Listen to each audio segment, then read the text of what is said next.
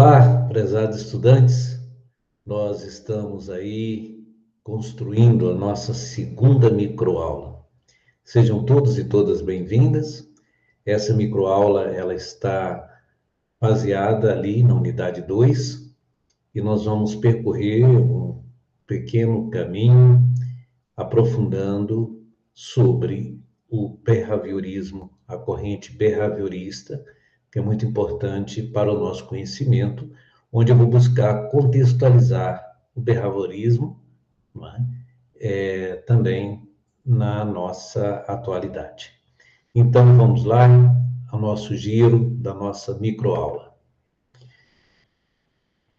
A gente entende que o behaviorismo é sempre uma tradução, né, da palavra inglesa behavior, né, que é comportamento. Então, sobre o behaviorismo, o comportamento vai ser sempre uma resposta do sujeito, um sujeito observado a um estímulo, o que significa que grande parte para o behaviorismo das nossas ações, elas são estimuladas externamente e nós respondemos a ela. Respondemos ao calor, ao frio, à indiferença, a uma alegria quando contagia. E o estudo do comportamento, então, ele só vai ser possível a partir dessa variação, que é esse estímulo externo, e ele sempre vem junto com uma reação, que é a resposta, conforme um estímulo dado, pois o conhecimento científico, ele não é subjetivo, né? Ele é bem objetivo. Nesse aspecto, nós devemos fazer uma crítica, né, ao behaviorismo, porque ele desconsidera o papel da subjetividade do imaginário nesse comportamento que se apresenta, que nós vamos chamar de comportamento manifesto dos indivíduos. Como eu falei para vocês, a gente então tem a oportunidade de traduzir o behaviorismo na nossa atualidade, por exemplo, dentro dos meios acadêmicos e empresariais, não é?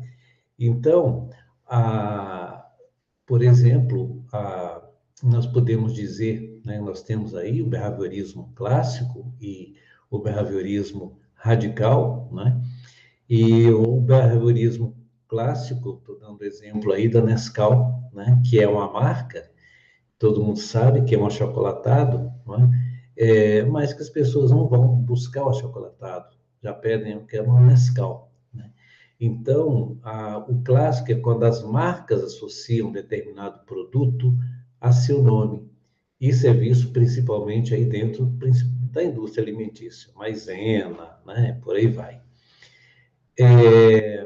Vocês estão vendo aqui o reconhecimento e recompensa, entenda as diferenças. Né? Às vezes, quando um acadêmico, vocês como acadêmico, vocês no seu trabalho, né?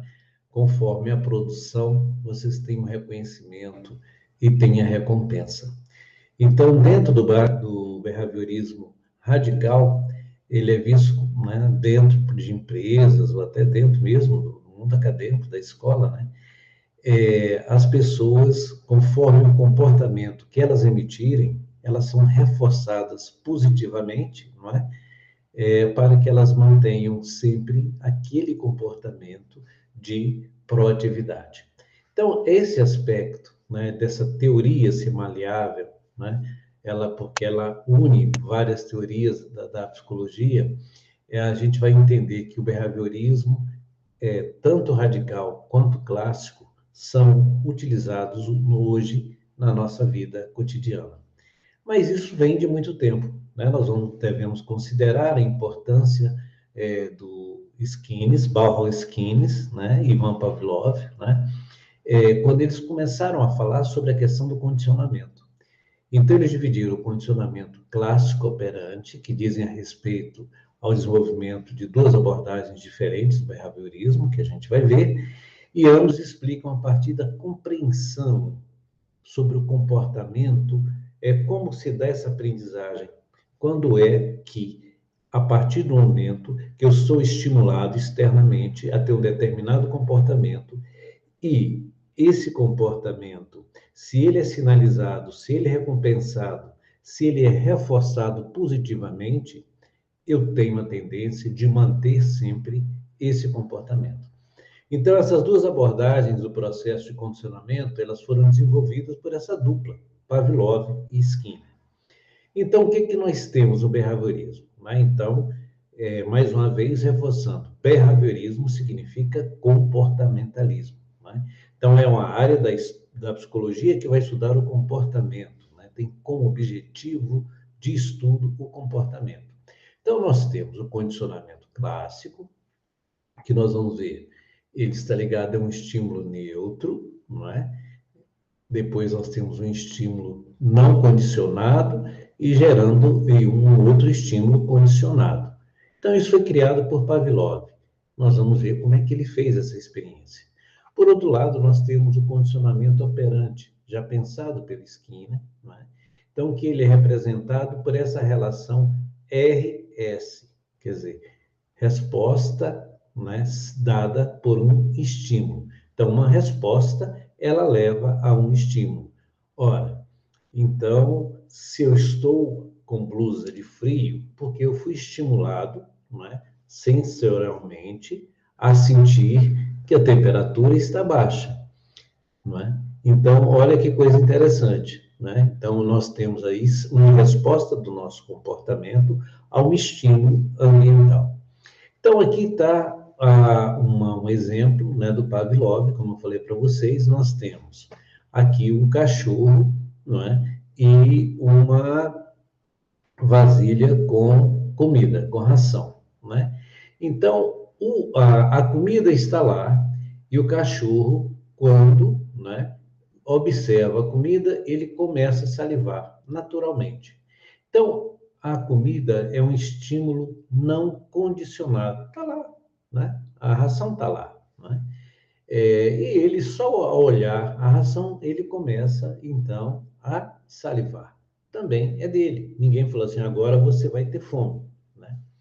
Então, isso antes do condicionamento. Durante o condicionamento, o que vai acontecer? Vai se introduzir uma campainha e toda vez que essa campainha tocar, vai ser apresentado a esse cachorrinho, né, a esse sujeito animal, a um prato de comida. O que vai acontecer? Então, nós temos a campainha, nós temos a comida, e aí toda vez que a campainha toca, ele começa a salivar, porque ele já condicionou aquela campainha à apresentação da comida. Então, antes do condicionamento, nós vamos entender que a campainha é o quê? É um estímulo neutro, né? Então, quando ela se junta com a comida, quando ela faz esse plus com a comida, ela passa a ter sentido, né? Ele é um estímulo neutro, que para o cachorro ele não vai salivar só ao ver a campainha. Então, a partir desse momento, quando a campainha ela é linkada, conectada, né, a comida, a ração, né, ela passa a ser um estímulo condicionado. E a resposta passa a ser uma resposta condicionada de salivação. Ao tocar a campainha, mesmo que não tenha o prato de comida, não tenha ali a ração, o animal, né, o cachorrinho já vai começar a salivar. Então, lá nós temos essa estrutura, né, lá nas nossas unidades, de um condicionamento clássico. Primeiro, nós temos esse comportamento respondente, que é um estímulo incondicionado, como vocês viram, né, que é simplesmente um prato, né, ou uma vasilha com comida, e vocês têm uma salivação, uma resposta incondicionada. Quando esse comportamento é condicionado, né, quando é introduzido a campainha, a gente vai, então, identificar que, voltando aqui para vocês, vamos identificar que há uma mudança nesse comportamento, porque a campainha, né, aliada à comida, né, à ração, gera uma resposta de salivação. Então, mesmo que você não tenha mais a ração, ao tocar a campainha, o animal vai salivar. Então, o que é que nós vamos perceber? Que houve uma reação estímulo-resposta. O estímulo, a campainha. Não é? Então, o estímulo ele é pareado a um estímulo incondicionado. E então é feito essa associação, campainha com ração. A repetição desse processo, então, leva a um aprendizado da relação entre o estímulo condicionado pareado com o estímulo neutro. Então, aí está o Skinner, ele então definiu o comportamento operante enquanto os atos do indivíduo, que não são automáticos, e tem efeito sobre o ambiente, sendo que o comportamento é tanto efeito do estímulo quando produz, como nós vimos, né? E como produz efeito, né? Sobre esse ambiente produtor de estímulo. Já o Watson vai pensar diferente, né? Então, o Watson, nós vamos ver um pouquinho para frente também entre o Skinner e o Watson. O Watson vai considerar, então, essa relação estímulo-resposta, que é o condicionamento, seria sempre respondente a partir dessa associação que a gente viu, né, no exemplo, entre um estímulo apresentado a uma resposta esperada. Né?